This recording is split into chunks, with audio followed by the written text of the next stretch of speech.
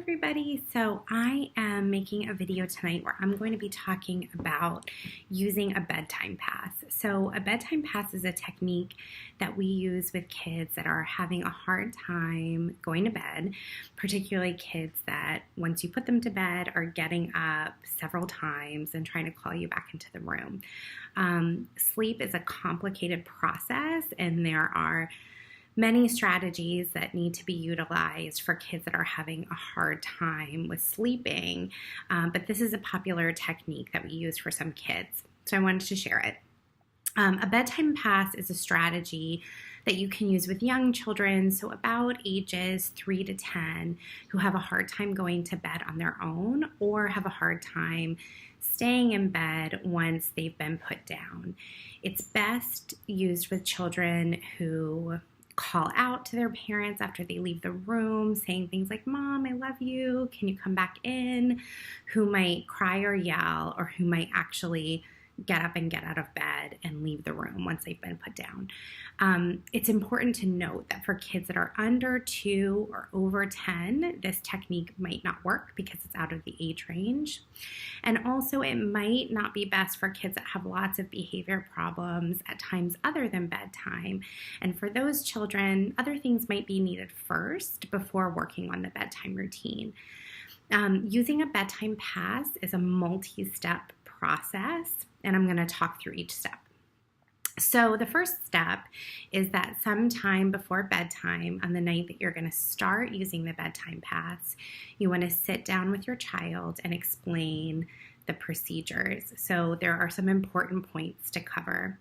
The first is that you want to explain that your child is having some difficulty going to sleep on their own, and you've come up with an idea of how to help. You might say something like, "I know that it's hard for you to go to bed on your own, so I've made up an idea that could help you." You want to explain the strategy, so you might say something like, "You and I are going to make a pass for you to use each and every night. You'll get one pass per night, and after mommy or daddy puts you to bed, you can use this pass for one free trip out of your room for any purpose." The reason has to be short and to the point. For example, if you want one last hug or you have to use the potty, that's fine. But if you use your pass, then you need to give it to mommy or daddy and go straight back to bed. You should emphasize for your child that it needs to be a short, specific reason, so something that would take 5 minutes or less.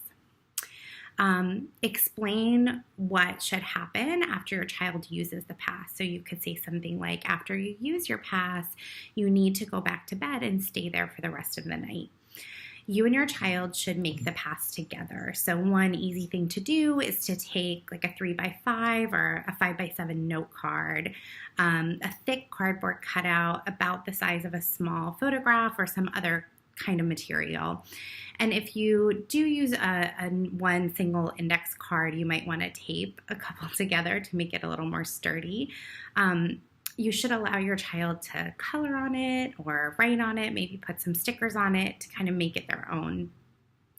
Just before bed, you want to hand your child the pass and remind him or her of the purpose and follow your typical bedtime routine, and then you want to leave the room. If your child requests to use the pass, then allow this to happen and you just take the bedtime pass. Send your child back to bed, reminding them that it's now time for them to stay in bed and be quiet. If your child calls out after they use the pass, you want to ignore this behavior. So if he or she escalates, you want to continue to try to ignore the behavior and let them learn how to self-regulate and put themselves back to sleep. If your child comes out of the room after using the pass, my suggestion to begin with is that you physically guide him or her back into bed with minimal or no interaction. For the first few nights that you're using the pass, remind your child of the rules of using the bedtime pass, give him or her the pass, and follow the same routine. Increasing the success of the pass can be done in a couple ways. For many children, simply using the pass will be effective. It'll be exciting, it puts some structure around the routine, and it will decrease bedtime behavior problems and them waking up.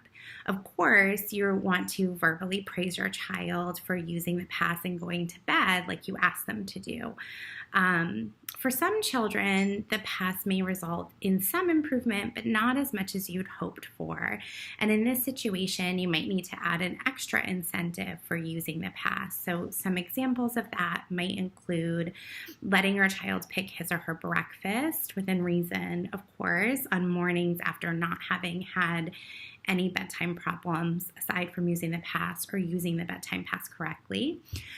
You might offer an afternoon or after school treat when your child didn't call out or leave the room at all. Provide an opportunity for a child to pick out a small prize or a treat each morning that there was no resistance. And for older children, you can make the reward more long-term. Like if they did it for 3 nights, you might want to chart their success with that, and they could perhaps stay up later on Friday if there was no or minimal bedtime resistance during the week leading up to that Friday evening. So if you're offering incentives, you want to make sure that your child only gets them when there's little to no bedtime resistance. And you might also think about providing more rewards at first and then decreasing the rewards over time. So these are just some helpful tips to get you started on using a bedtime pass. Lots of the families that I've worked with have found this technique effective, and so I hope it's helpful for you. I know sleep is a really common struggle that a lot of parents face, and I'll have a blog post up really soon about the various approaches that work. Like most things with kids, it's not a one-size-fits-all, and there's more than one way to do something. It's about finding the technique that's going to work for your family and meeting your family's goals regarding bedtime and sleep for your child. So I hope this was helpful, and I'll see you guys soon. Bye.